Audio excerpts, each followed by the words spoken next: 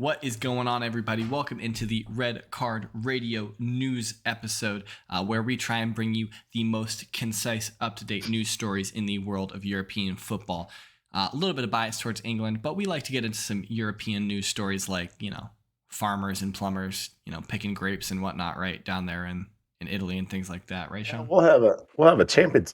Brad, you and I will have a Champions League draw here to talk about in just a week or two, I believe. Joke's on you. I've got a Europa League draw. You guys are involved in that, so everyone knows the Europa League's the real competition. I don't think they draw that till Thursday, so you'll have to wait a couple days.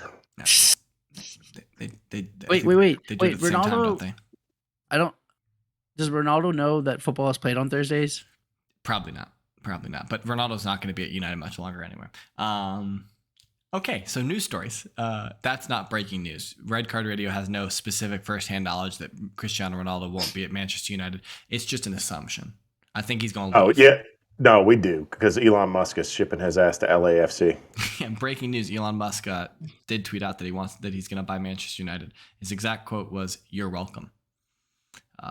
To whom I don't know, but we'll see. Okay, Is he gonna use Doge to buy it? he might. Doge is going to the moon. All right, so talking points, things are getting into. We do want to have a kind of a conversation about VAR and England, because there were some interesting VAR situations this week in England. If you're unaware, then we have to talk about Manchester United, and not in the sense that we are trying to pile on to Manchester United, but they are a footballing institution, and it seems like they have been meandering for the last 10 years. So what's going on there? And then we have an interesting story coming out of France about somebody who is a very good footballer that we want to talk about. But Late entry I didn't put in that we did neglect. What did we neglect? We neglected last pod. Oh, what? Nottingham Forest first win in the Premier League in 23 years.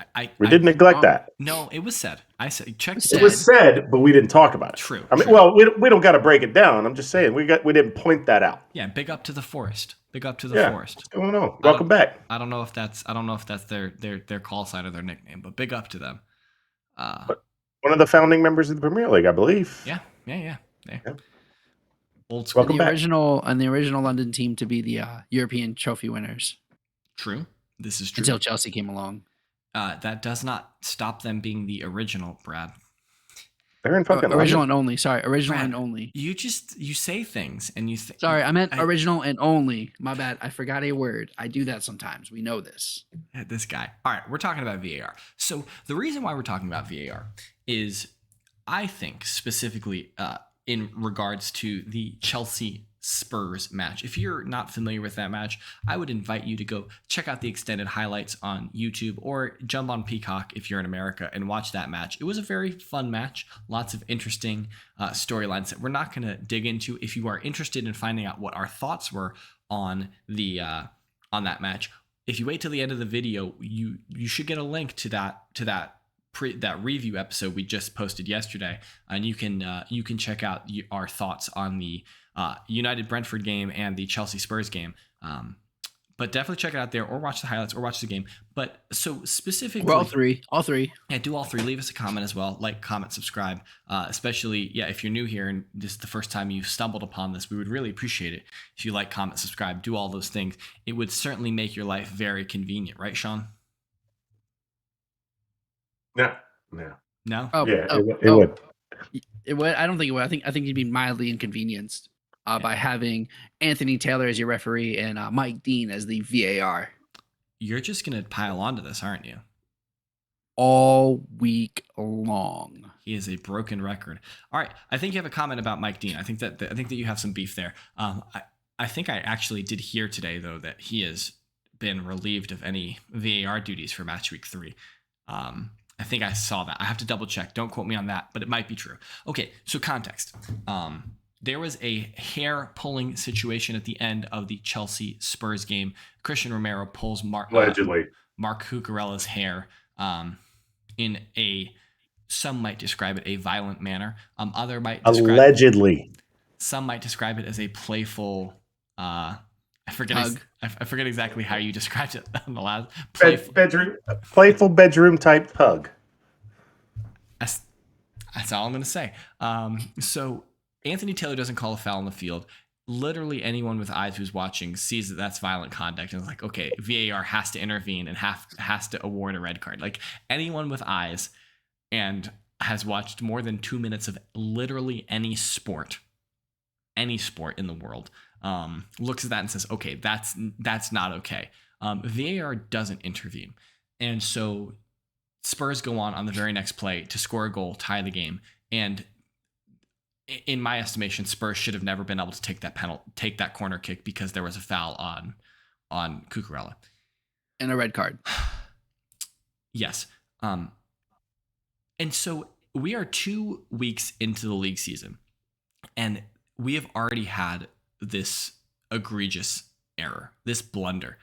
In the past, England, the implementation of VAR in England got off to a very rocky start.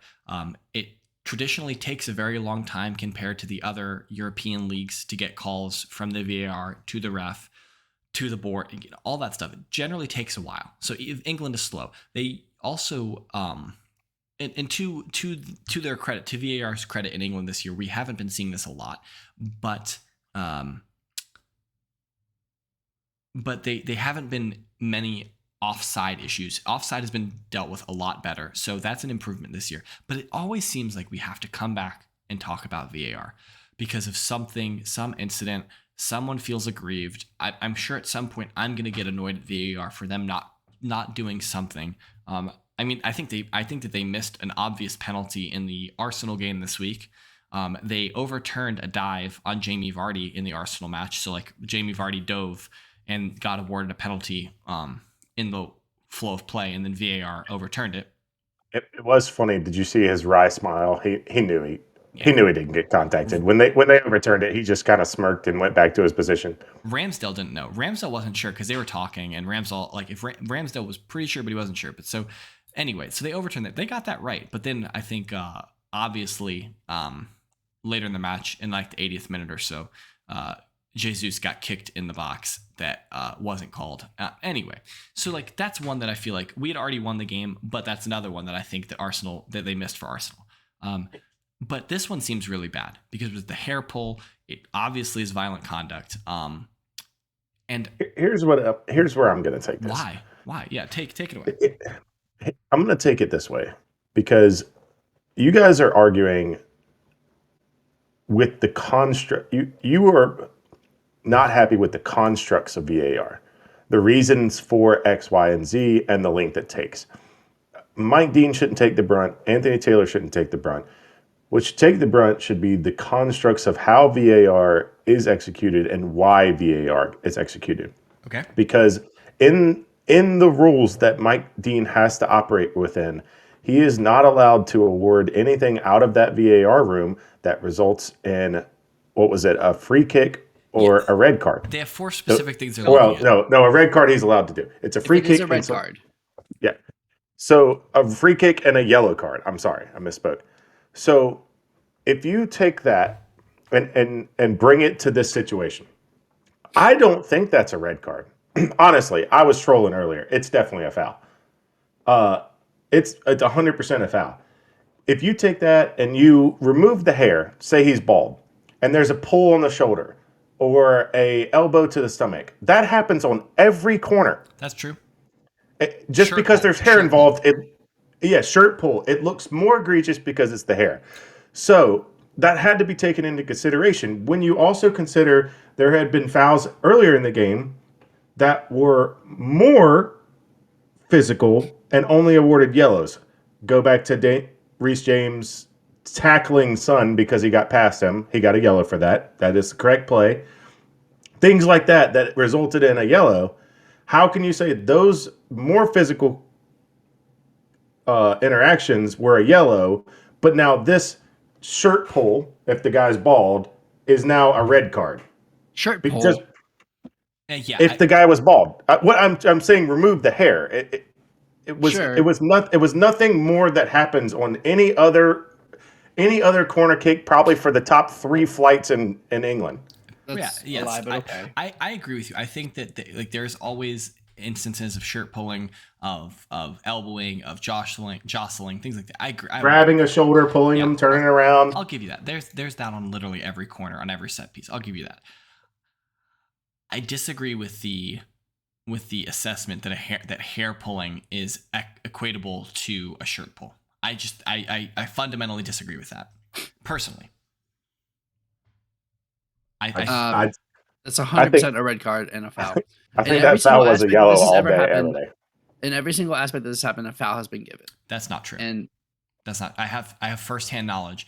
I forget who it happened, but Guendouzi for Arsenal had his hair pulled in a similar manner, and a foul was given. Free kick was given. A card was not given. Yeah, that was the only time a card had not been given. Yeah, it should have been a red card because it's violent conduct. Correct. I agree. If you're pulling someone's hair, I think that's violent conduct. Personally, it's not it's not a 2-footed studs up into the knee challenge, but I think it's violent conduct. It's not a footballing play. It's dangerous. It's legitimately dangerous. You could very well injure someone. I don't agree with the assessment that Romero pulled his head into the ground, like pulled his head off his shoulders. Like Chelsea fans have made this salacious. I disagree. They've made it very salacious. Is Cucurella injured? No. Okay, so but he could have been. I think what Romero hit the ground like a. I think what Romero did is more violent than what Kane used to do with his backups. Oh, you're so making wrong the player about that. fall over. You're so wrong about that. Kane had people landing on their necks, bro. Hey, so I didn't know you guys had watched the entire 30-year history of the Premier League, every game, all 38 games for every team to know every time that a hair has gotten tugged on the entire pitch. I don't No. didn't realize you guys. I scrolled through the ESPN article where they go over like the big VAR decisions and whether they were good or not. And they say that should have been a red card and should have not been allowed. I don't. But they also put this into. Hold on a second. I want to read this sentence. Stupid anyway. I agree. I want to read this sentence. They are, and I want to read this sentence to show that. So, I don't know if I said this. I don't know if I said this in like the pre-show meeting or if I said this on the review. But last year, Azpilicueta had a foul 47 seconds before we scored a goal, and it was called back because of that foul. ESPN's foul on Bentancur on Havertz. We can cover the possible foul by Bentancur very quickly. It came, but if it was reviewable or not. It came 44 seconds before the goal, and there's no way the VAR will get involved in an incident so far back. But 3 seconds further, and it did. Just saying. And then I forgot this part on that goal, was the offsides of Richarlison, who was in the way of Mendy. He had clear line of sight. Nope, he's in the line of sight of the goalie. I think that you could make that argument in different situations more forcefully. Richarlison is in an offside position, but he is almost like 20 yards. He's like 18 yards away from Mendy. He's very far away from Mendy. Mendy can clearly see around him. I disagree. I saw Ben Foster today on his podcast arguing how that's offside. How Richarlison obviously unsighted Mendy and how it's offside, but that's a goalkeeper defending a goalkeeper. Like, I don't think that that's offside. If you're calling that as offside, I think that is a Pandora's box that we're never going to close. Here's the borderline of it. Here's the gray area. He has clear line of sight of Højbjerg. That's and Richarlison and the defender are to the right. He has clear line of sight. However, Højbjerg inside outs it to the side post. So it goes around both of them. Yeah. So he would lose it. So here's the gray area of it. Yes, Richarlison would then have blocked at least part of the flight path, but so does the defender he's right behind. So he's losing the ball at some point in that flight path anyway. He's so far away. I don't personally think I'm not a goalkeeper. But none of it was reviewed. I think we're getting into the weeds a little bit. I think my main point about VAR in England is it seems to me that the VAR officials are more interested in protecting the match officials than they are about specifically getting the call right. I think that Mike Dean looks at the situation with Cucurella and Romero and finds any possible way to not review it. I think that he is looking for a reason not to review it rather than looking to get the call right. And I think he's doing that out of deference for Anthony Taylor. He doesn't want Anthony Taylor to look bad. And then there is plausible deniability of, well, Anthony Taylor didn't see it, and then he can say that the VAR wasn't allowed to intervene. I think that English referees are more interested in protecting their homies than they are about getting the call right. 1,000%. I would like to.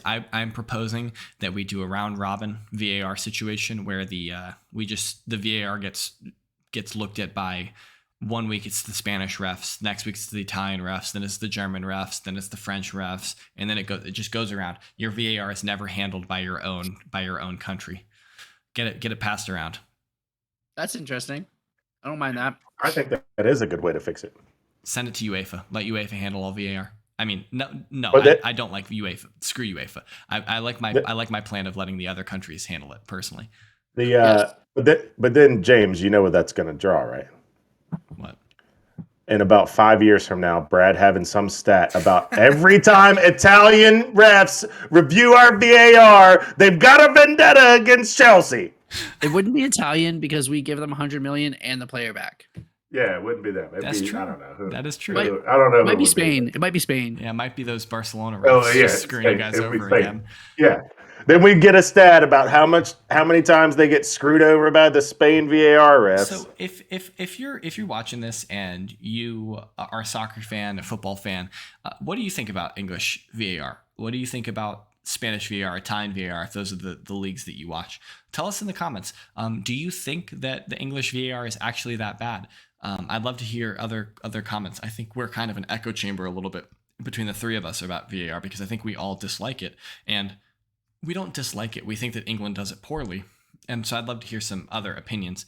Our next topic that we want to kind of cover a little bit is Manchester United.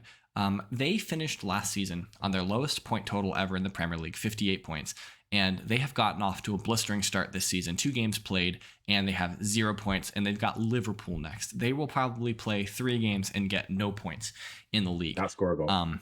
We'll score 1 goal on the own goal, right? Oh. That's what you guys. I was wrong about that in the review show, but they have their goal of the month will be their own. Brighton. Goal. Yeah. So they have a new manager in Erik ten Hag. Do they they have American owners that literally are universally hated by all Manchester United fans? How do they? What's their ambition for this season? How do they get out of this? What are they looking to accomplish this year? Because I think if you ask Manchester United fans coming into this season, they were really high on Erik ten Hag, and they thought that they would finish in the top 4 because of ten Hag. I don't think any United supporter is saying that now. Yeah, but I think this season, they wanted Champions League and they thought it'd be Champions League. I think this season is to clean out the deadwood.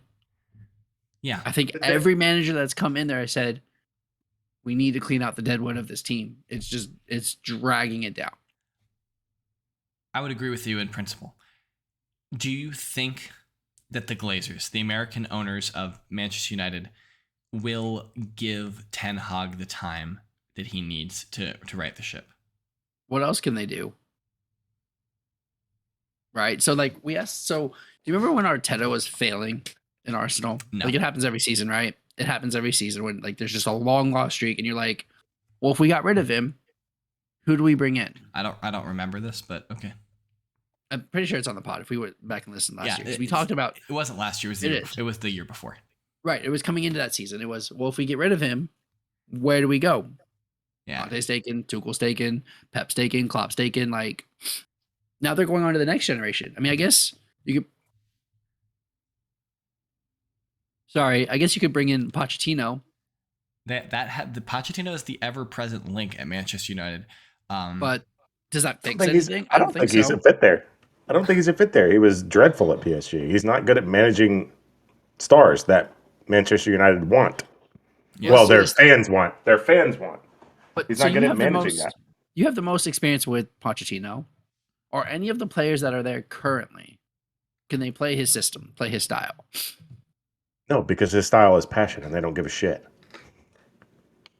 I get that. So this let's start at the back, right? Because I It think we was the want to same fix as this team, PSG. right? That was never going to work. Yeah. You can't pay Mbappe $700,000 a week and expect him to work hard because he likes you. That's true. That is true. he's either going to work hard because he wants to work hard, or he's not going to work hard because F you, and there's nothing you can do about it. And he's still going to cash his check regardless. Yeah. True. Well, we can get to him in a minute, but let's do this. So, are the Glazers going to sell? No. Why would they? Apparently, United is a cash cow for them. I don't know. Apparently, I read recently that they set an asking price. Like they set a price for what they would accept for a Manchester United. Yeah, they feel the pressure and they're like, all right, well, here's the start of the negotiation if you guys want it. If someone wants to offer us $6 billion, then we'll take it or something like that, right? I mean, like they take a $24 million dividend every year. I think I would take $6 billion right now instead of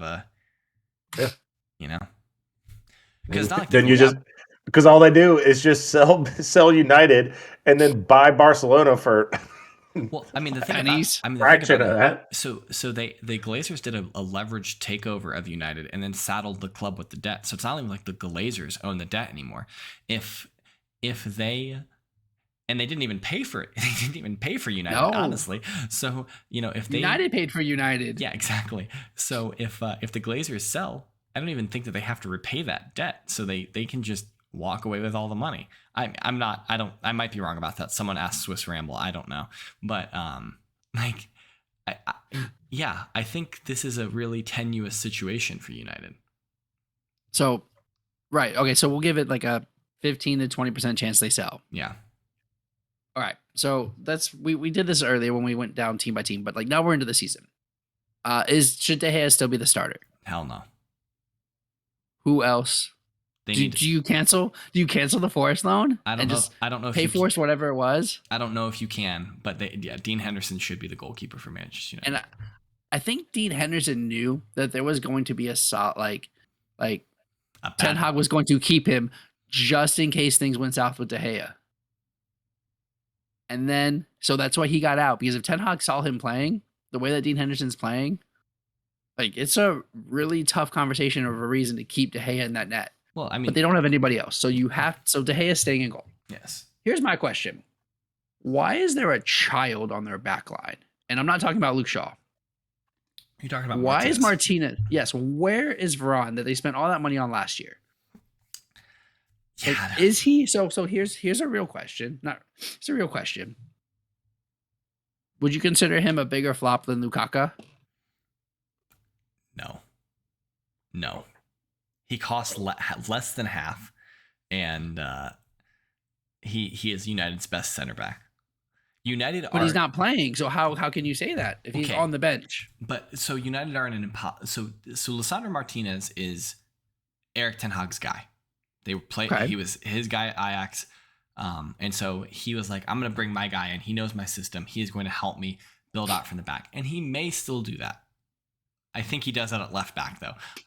But of course, he got yeah. So Varane got benched for Martinez.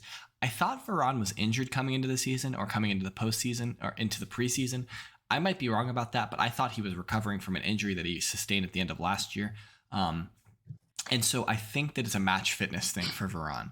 I think that we will see if Lisandro Martinez is still starting over Varane in 3 months. And Varane is just riding the bench, that's a different conversation. But I think Varane starts against Liverpool. But is he a bigger flop than Lukaku? Absolutely not. There's no way. Chelsea gave Inter 92 million euros to get Lukaku out of here. Right, but we also got top 4 with Lukaku, and United ended up in Europa? Yeah, they got Europa. They finished 6th.